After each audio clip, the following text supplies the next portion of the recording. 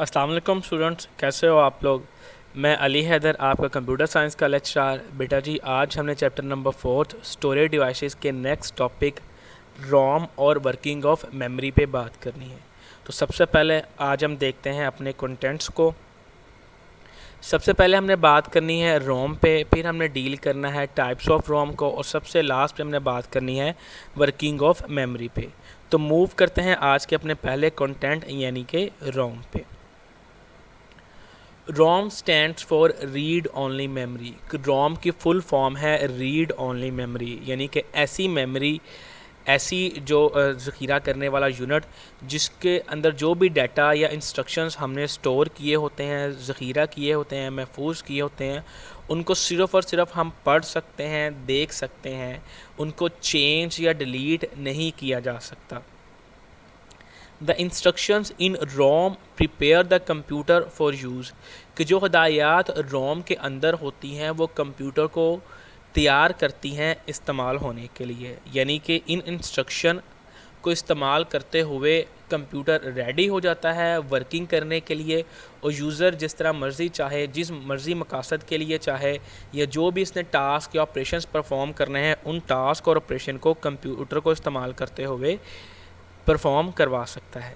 These contents of ROM can only be read but can not be changed or deleted। अब ये जो contents होते हैं ROM के, इनको सिर्फ़ और सिर्फ पढ़ा जा सकता है, इनको चेंज या डिलीट नहीं किया जा सकता।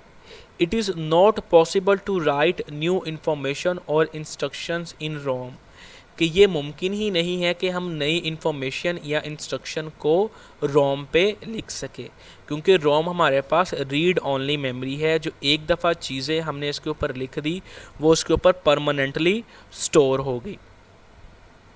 It stores data and instructions permanently, ये डाटा को और हदायत को मुस्तकिल तौर पे स्टोर करता है। रैम हमारे पास डाटा और जो हमारे पास इंस्ट्रक्शंस थी उनको टेम्परेरली यानी कि आर्जी तौर पर स्टोर करती थी।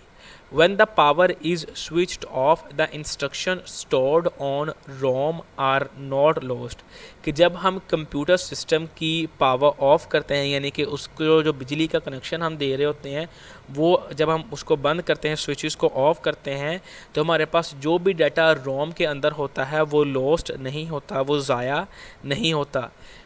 लेकिन अगर हम बात करें रैम के हवाले से, तो रैम के अंदर जैसे ही हमने पावर ऑफ की सिस्टम की, तो जो भी डाटा होता था वो सारा का सारा लॉस्ट हो जाता था। That's why ROM is also known as non volatile memory. यही वजह है कि रोम को हम नॉन वोलाटाइल मेमोरी, यानी कि ऐसी मेमोरी जिसके कंटेंट्स चेंज नहीं होते जब सिस्टम ऑफ भी हो, उसको कहा जाता है नॉन वोलाटाइल मेमोरी। अगर हम रोम के हवाले से बात करें तो रोम के अंदर जो भी डाटा स्टोर किया जाता है वो यूज़र या मैन्युफैक्चरर ही रोम के ऊपर डाटा को स्टोर करता है। रोम को ज़्यादातर इस्तेमाल किया जाता है डाटा और इंस्ट्रक्शंस को स्टोर करवाने के लिए। जो भी इंस्ट्रक्शंस हमारे पास रोम के अंदर स्टोर होती हैं, जैसे ही हम सिस्टम को ऑन करते हैं वो तमाम की तमाम जो इंस्ट्रक्शंस होती हैं वो सिस्टम के अंदर ऑटोमेटिकली लोड होना शुरू हो जाती है, ताकि फ़र्दर जो प्रोसेसिंग हो वो उसको उसमें टाइम ना लग सके। सारा का सारा जो डाटा होता है वो मेमोरी के अंदर ऑलरेडी पड़ा हो। नेक्स्ट हम बात करते हैं अपने नेक्स्ट कंटेंट के हवाले से, जो कि है types of Rome.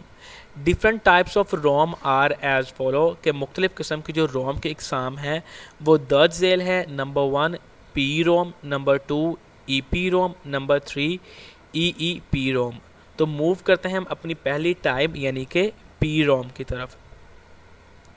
P ROM stands for programmable read only memory, कि पी रोम के फुल फॉर्म है प्रोग्रामेबल रीड ओनली मेमोरी, यानी कि ये ऐसी रीड ओनली मेमोरी है जो कि प्रोग्राम की हुई होती है। This form of ROM is initially blank. अब ये जो रोम की किस्म होती है ये शुरुआती तौर पर खाली होती है, इस पर कोई भी डाटा लिखा गया नहीं होता। द यूज़र और manufacturer can write data on it using special devices कि यूज़र या मैन्युफैक्चरर ख़ास किस्म की डिवाइसेस को इस्तेमाल करते हुए इसके ऊपर डाटा को राइट करवाता है, यानी कि स्टोर करवाता है। अब वो जो डाटा हमारे पास होता है वो इंस्ट्रक्शंस भी हो सकती हैं, डाटा भी हो सकता है, प्रोग्राम्स भी हो सकते हैं। The user can write data and instructions on it only once कि यूज़र को सिर्फ़ और सिर्फ एक दफ़ा ही डाटा और इंस्ट्रक्शन लिखने की इजाज़त होती है, यानी कि अगर जो कुछ भी हमने पी रोम के ऊपर लिखना है वो बहुत ही ध्यान से एहतियात से लिखना होता है।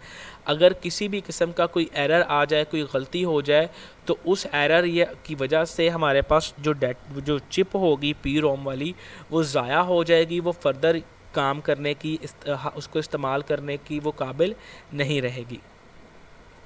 If there is any error in writing the instruction अगर हदायत को लिखते हुए कोई एरर, कोई गलती या नुक्स आ जाए या बन जाए, the error can not be removed from P ROM उस एरर को, उस गलती को, उस नुक्स को हम ख़त्म नहीं कर सकते, उसको रिमूव नहीं किया जा सकता। द चिप बिकम्स अनयूजेबल जो चिप होगी पी रोम वाली वो बेकार हो जाएगी, उसको हम मज़ीद इस्तेमाल नहीं कर सकेंगे, तो उसकी जगह पे हमें नई चिप लेनी पड़ेगी। नेक्स्ट टाइप है E P ROM. E P ROM stands for erasable programmable read only memory कि E P ROM full form है erasable programmable read only memory, यानी कि ये ऐसी रीड ओनली मेमोरी है जो प्रोग्रामेबल तो है ये, लेकिन उसके डाटा को हम अरेज भी कर सकते हैं। This form of ROM is initially blank ये जो रोम की किस्म होती है ये भी शुरुआती दौर में हमारे पास ब्लैंक यानी कि खाली ही होती है। द यूज़र और manufacturer can write data and programs on it using special devices कि यूज़र या मैन्युफैक्चरर ख़ास डिवाइसेस को इस्तेमाल करता है ताकि डाटा को या प्रोग्राम्स को ई पी रोम पे लिख सके। जिस तरह कि हमने पी रोम के अंदर भी पढ़ा था कि हम ख़ास डिवाइसेस, स्पेशल डिवाइसेस को इस्तेमाल किया जाता है डाटा को राइट करवाने के लिए।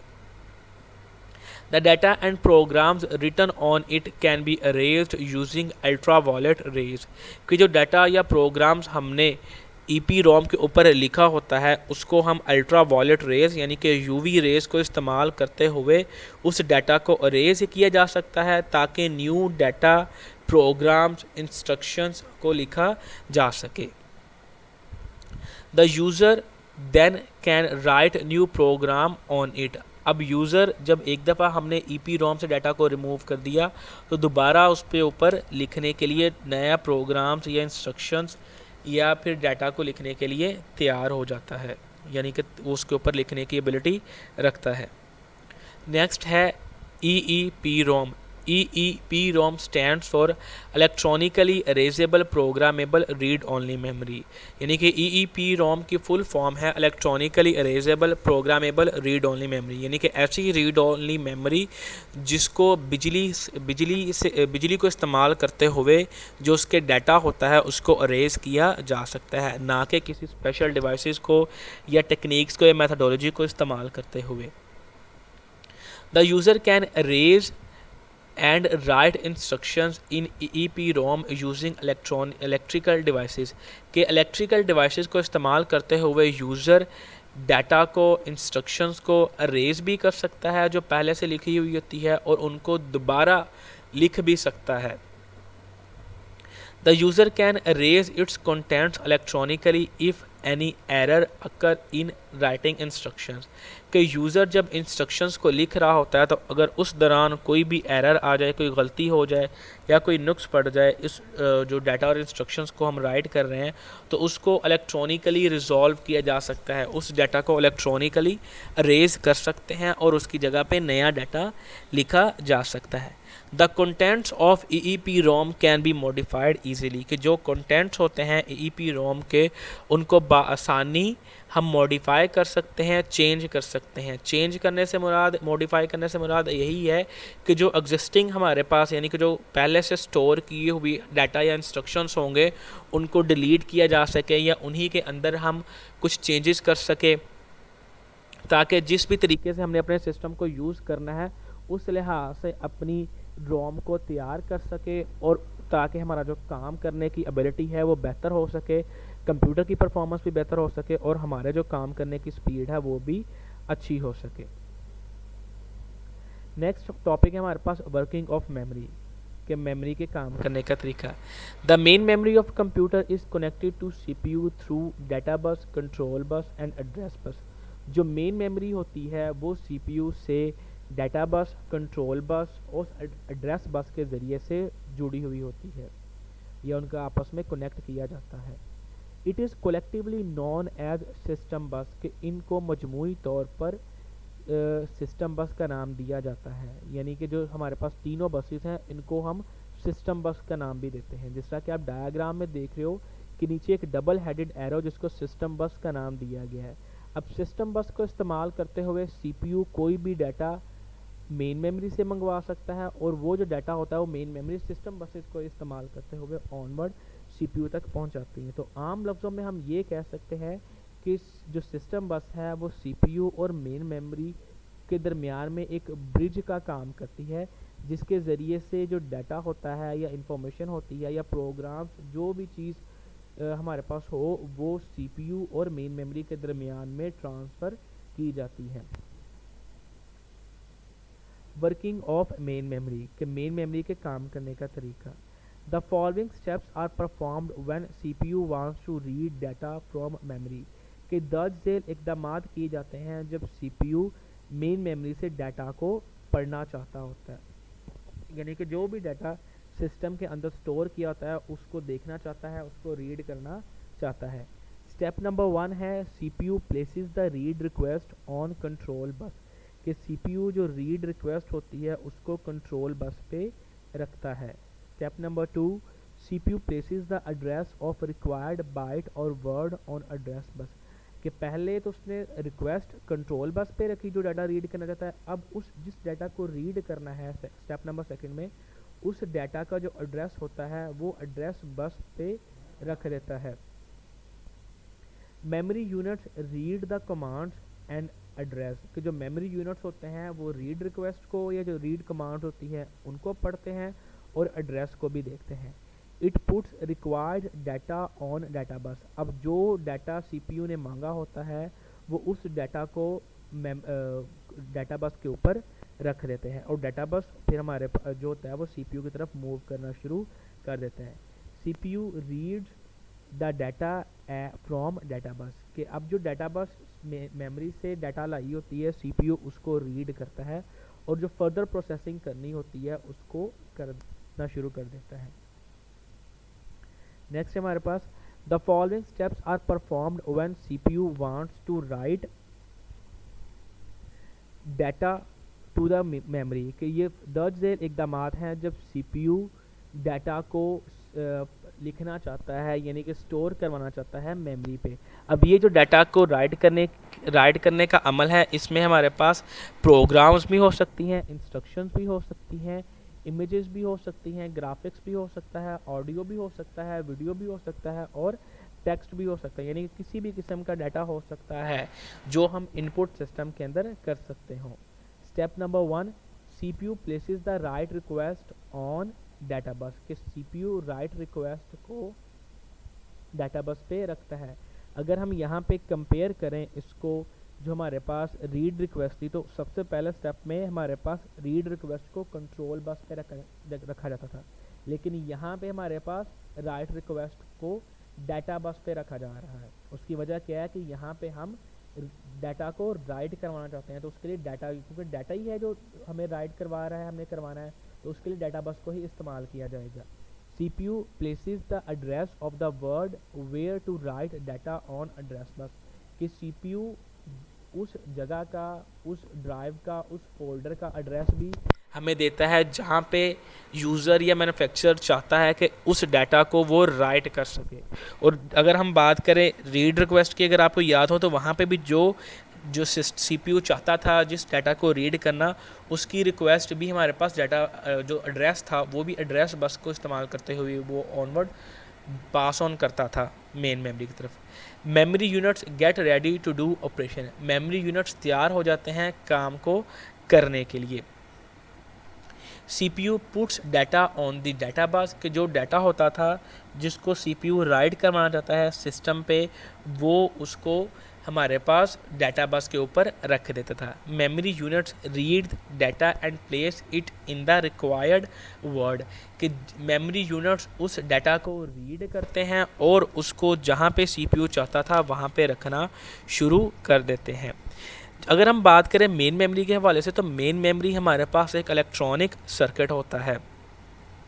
तो जिस भी हम वर्ड को या डाटा को मेन मेमोरी से एक्सेस करना चाहते हैं, उसको हम बगैर किसी मैकेनिकल कंपोनेंट को इस्तेमाल करते हुए उस तक रसाई हासिल कर सकते हैं। यानी कि हमें सेंटर में किसी भी डिवाइस को यूज़ करने की ज़रूरत नहीं है। जिस तरह कि आपने, अगर आपको वर्किंग ऑफ मेमोरी के अंदर देखा हो, तो हम जस्ट सिर्फ और सिर्फ CPU सिस्टम बस, जो कि इंटरनल हमारे पास उसका सर्किट बोर्ड्स के अंदर ही डाटा, उसके अंदर एक फैसिलिटी प्रोवाइड की गई है, उन्हीं बसेस को इस्तेमाल करते हुए वो यूज़ करता है। यहाँ पे कोई भी दूसरा इंस्ट्रूमेंट इस्तेमाल नहीं हो रहा। यही वजह है कि जो मेमोरी के अंदर डाटा को एक्सेस करने की स्पीड होती है, जो भी डाटा मेमोरी के अंदर पड़ा होता है उसको एक्सेस करने की स्पीड होती है, वो बहुत तेज़ होती है। और जो भी डाटा हम मेन मेमोरी के अंदर स्टोर करते हैं उसको प्रोसेस किया जाता है किसी भी ऑर्डर के अंदर। हम जिस तरह मर्ज़ी चाहें हम उसको असेंडिंग ऑर्डर में, डिसेंडिंग ऑर्डर में, जिस तरह मर्ज़ी चाहें उसको ऑपरेट कर सकते हैं, उसको यूज़ कर सकते हैं, उसके ऊपर प्रोसेसिंग की जा सकती है।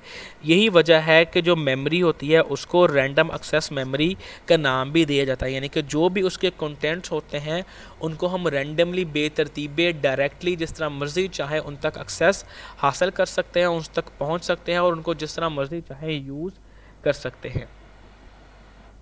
थैंक यू बेटा जी। अगर आज के लेक्चर में आपको कोई इशू हो तो इस ईमेल एड्रेस को इस्तेमाल करते हुए आप मेरे साथ रब्ता करें, मैं आपको उसका लाजमी जवाब दूंगा। फ़ी अमानिल्लाह बेटा जी।